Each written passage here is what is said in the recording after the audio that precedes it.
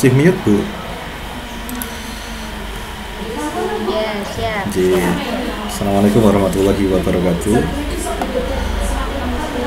Waalaikumsalam warahmatullahi wabarakatuh. Selamat siang Ibu Tinu. Mohon maaf mengganggu waktu panjenengan hari ini. Kami dari saya Broto Priyanto, CGT Angkatan 8 dari Kabupaten Wonogiri. Dan hari ini kami mendapatkan tugas untuk wawancara dengan kepala sekolah terkait tugas di demonstrasi kontekstual modul 3.1. Sekiranya nanti Ibu kersa untuk menjawab beberapa pertanyaan yang akan kami ajukan, Ibu. Baik, yang pertama Ibu, terkait dengan tugas Ibu sebagai seorang kepala sekolah, tentunya selama ini banyak sekali permasalahan atau kasus yang muncul, ya. Bagaimana Ibu Tinu dapat mengidentifikasi kasus tersebut, apakah masuk di dilema etika atau rujukan moral, Ibu? Oke, untuk teman-teman, jadi untuk setiap permasalahan yang ada, tentunya kami analisis dulu. Jadi kita setiap mendapatkan masalah, ya Pak Broto, jadi masalah tentunya banyak sekali. Nah, permasalahan itu kemudian kita identifikasi. Permasalahan itu termasuk yang kategori pertama, kita identifikasi apakah masuk kategori yang sangat perlu untuk diselesaikan atau sebagai skala prioritas. Kemudian tentunya masalah-masalah itu kita selanjutnya adalah kita mencari solusi. Nah, sebelum mencari solusi seperti kita melakukan analisis permasalahan itu adalah permasalahan yang berkaitan dengan banyak orang atau sekolahan atau berkaitan dengan masalah pribadi. Penyelesaiannya kalau yang berkaitan dengan banyak orang organisasi di sekolahan, tentunya kami melakukan koordinasi dulu. Jadi kita melakukan koordinasi bersama staf kami punya teman-teman dalam staf, kemudian kita koordinasikan, kita analisis, kemudian kita tentukan, kita brainstorming ataupun dari masukan saran, kemudian kita ambil yang terbaik. Adapun jika permasalahan itu pribadi atau menyangkut personal, tentunya itu akan saya selesaikan juga secara personal. Jadi yang berkaitan itu seperti itu. Terima kasih, Ibu.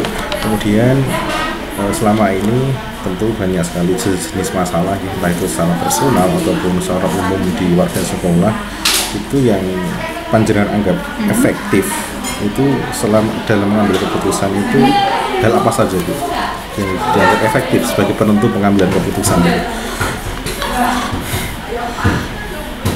Oke, jadi kalau yang saya terapkan selama ini dalam setiap permasalahan itu saya tidak pernah melakukan justifikasi.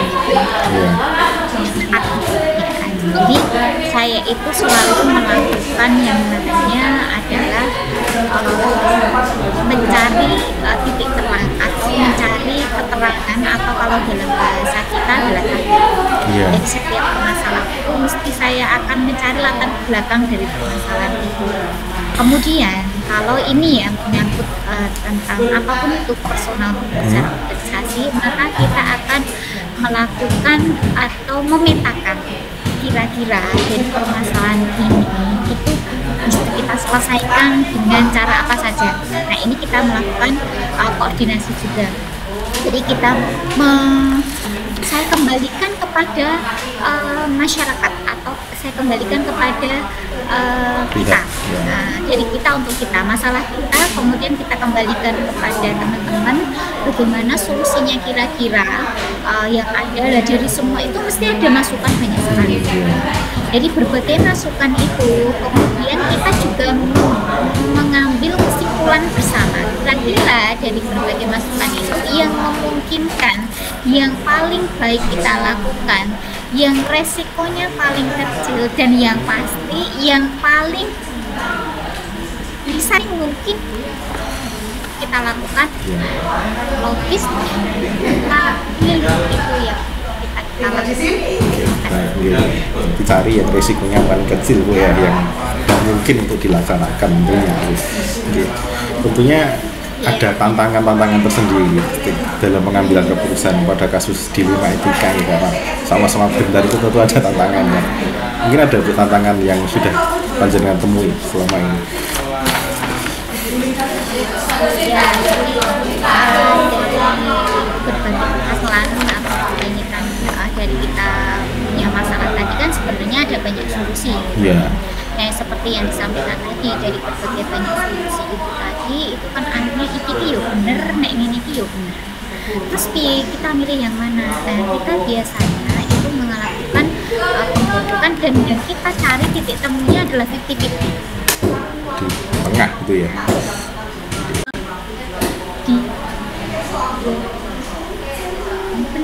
Kita ambil 50-50, artinya tidak mengabaikan yang satu, tetapi juga tidak memberatkan yang lainnya lagi. Jadi kita kedua-duanya kita kolaborasikan, ya. Jadi dua-duanya itu kita kolaborasikan untuk menjadi sebuah solusi bersama. Saya yakin jadi solusi bersama, kolaborasi dari keduanya itu menjadi solusi yang terbaik untuk permasalahannya. Seperti itu. Apakah harus mungkin sebagai penjenengan punya tata cara sendiri atau punya jadwal sendiri lah ketika ada masalah, atau mungkin untuk preventif ya, sebelum ada masalah sudah ada jadwal-jadwal tertentu untuk mengatasi semua itu?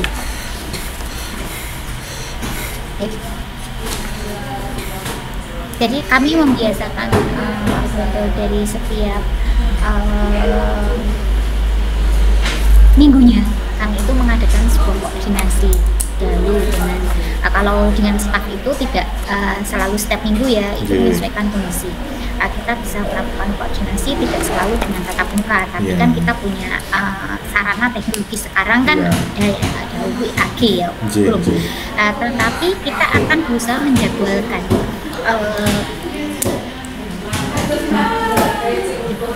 dengan itu di setiap minggunya dengan semua warga sekolah, terutama dengan Bapak Ibu guru ya di kami ini. Di situ kita akan melakukan sosialisasi berbagai macam kegiatan. Setelah itu kita menerima saran masukan ataupun permasalahan ataupun antisipasi atau demi kebaikan atau menuju program-program menuju sekolah yang maju, lebih maju lagi. Jadi kita menyampaikan program, kami juga berikan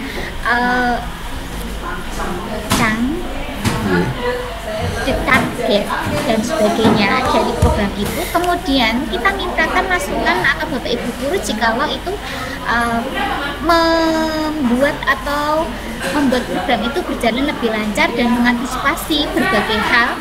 Kita sudah membuat Pak. Jadi dalam membuat setiap program itu kita sudah membuat atau mengambil atau segala kemungkinan risiko yang terjadi di program itu.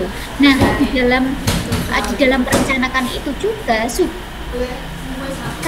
sudah kami antisipasi dengan membuat semacam kalau terjadi seperti ini apa yang kita lakukan, kalau terjadi seperti ini apa yang kita lakukan. Jadi semacam langkah antisipasi dalam menyelesaikan program itu, betul. Jadi ada briefing tadi. Jadi selalu kita lakukan koordinasi, kemudian target, kemudian langkah antisipasi risiko, kemudian apa yang kita lakukan jika ada risiko itu. Barulah dikeluarkan kepada teman-teman guru, di mana teman-teman guru itu terkadang masih ada juga masukan yang membangun di program itu yang melengkapi program yang barangkali belum termasuk dalam apa yang kami rencanakan tadi, mas risikonya seperti itu Pak. Terima kasih Bu. Berarti ya harus ada plan-plan yang lainnya Bu ketika ada program gitu menjaga ini kalau ada permasalahan yang muncul. Kemudian yang mungkin yang terakhir Ibu, tentu dari apa yang sudah panjenengan lakukan selama ini, dari banyak hal, entah itu tantangan, entah itu jadwal atau tata cara yang panjenengan lakukan, itu apa yang pembelajaran apa yang dapat panjenengan petik dari pengalaman pengambilan keputusan tentang dilema etika? Siap. Jadi di dalam sebuah lembaga atau organisasi, kita tentunya untuk melakukan sebuah perubahan itu adalah memberikan atau mencanangkan program-program.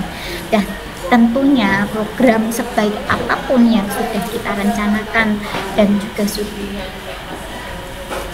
isi kemudian dan selanjutnya tadi, tetap saja di dalam prosesnya itu ada saja nanti permasalahan yang muncul. Nah, pembelajaran yang kami dapatkan bahwa program itu adalah untuk butuh satu perencanaan yang bagus. Kemudian yang kedua, setelah merencanakan yang matang dengan segala macam risiko yang kita sudah coba untuk atasi tadi atau coba untuk antisipasi tadi, adalah selanjutnya itu adalah pada saat action itu dibutuhkan kolaborasi Pak dari semua pihak. Sebelum kolaborasi kita lakukan, maka terlebih dahulu harus kita lakukan diawali dengan sosialisasi program dengan baik. Kolaborasi atau pelaksanaan program itu tadi akan berjalan dengan baik jika yang melaksanakan program itu sudah tahu kita tuh mau apa, mau melaksanakan apa, tujuannya apa, bagaimana cara melakukannya. Jadi sosialisasi yang baik, yang jernih, yang jelas itu akan membantu kita untuk pasti akan terjalin dengan baik, sinergisitas itu terinfokan dengan baik. Nah, jikalau kita sudah melaksanakannya dengan kolaborasi yang baik, tentunya itu juga harus ada refleksi. Jadi sebuah program itu tidak akan ada gunanya jika tidak ada refleksi. Yang sebelumnya harus ada tentunya monitoring dan evaluasi apa ada tentunya yang bertugas menjadi monitoring dan evaluasi dari program untuk menjaga kualitas atau sampai di mana keberhasilan program itu. Setelah itu terjadi, maka melakukan refleksi. Refleksi itu kita lakukan bisa bersama-sama. Apa yang masih kurang, apa yang masih harus diperbaiki, apa yang sudah baik, apa yang harus dipertahankan. Itu sih kita bisa tindak lanjut dari program yang kita lakukan tadi, dan dengan tujuan dia akan datang itu bisa terlaksana dengan lebih baik lagi. Mungkin seperti itu Pak. Luar biasa Bu. Yang terakhir tadi kami mencatat berarti memang harus ada urutan langkah ya, mulai dari menyusun program yang baik, kemudian ada sosialisasi sehingga mungkin ada kesepahaman ya dari semua warga sekolah, kemudian harus ada kolaborasi, semua harus terlibat sesuai dengan tupoksinya, kemudian ada monitoring, evaluasi, dan dari refleksi itu perbaikan di selanjutnya. Terima kasih Bu Tinu atas wawancaranya pada siang hari ini. Insya Allah ini bermanfaat bagi kami sebagai seorang yang baru belajar. Semoga nantinya kami bisa menerapkan apa yang panjenengan terapkan itu dalam kasus yang berbeda tentunya. Terima kasih Bu Tinu. Assalamualaikum warahmatullahi wabarakatuh. Ya.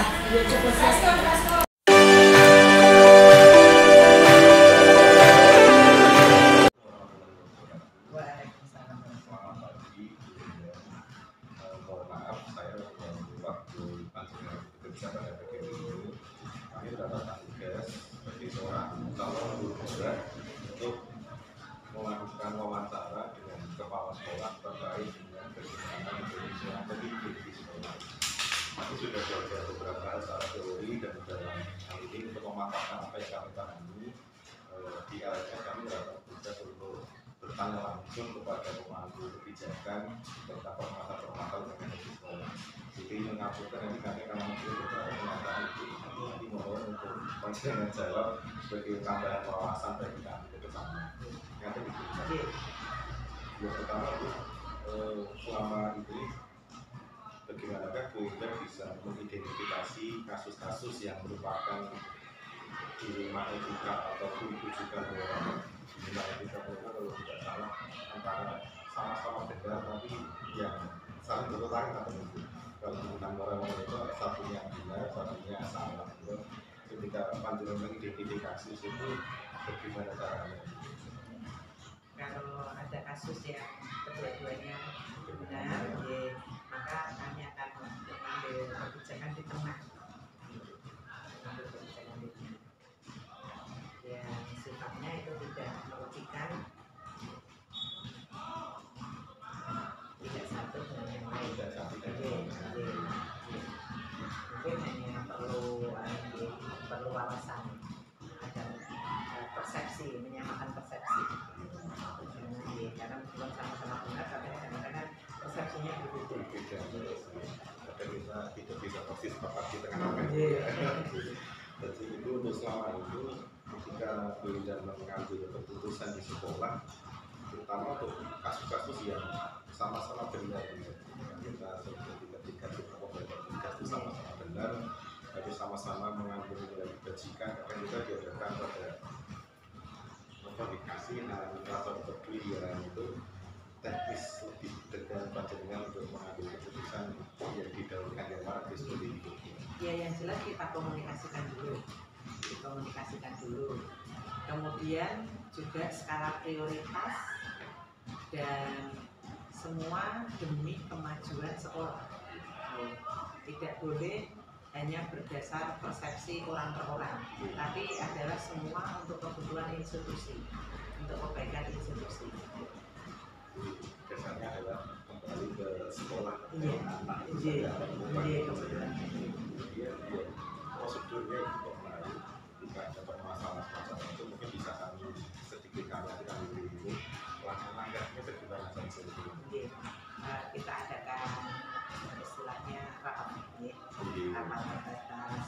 Kemudian apa saja yang diperlukan oleh sekolah, apa saja yang perlu dilaksanakan untuk melayani peserta didik, kita sampaikan dulu ke warga sekolah, sehingga warga sekolah akan memahami bahwa mengapa mereka mendapatkan tugas tertentu yang sebetulnya benar, sesuai, tapi kadang-kadang mereka merasa keberatan.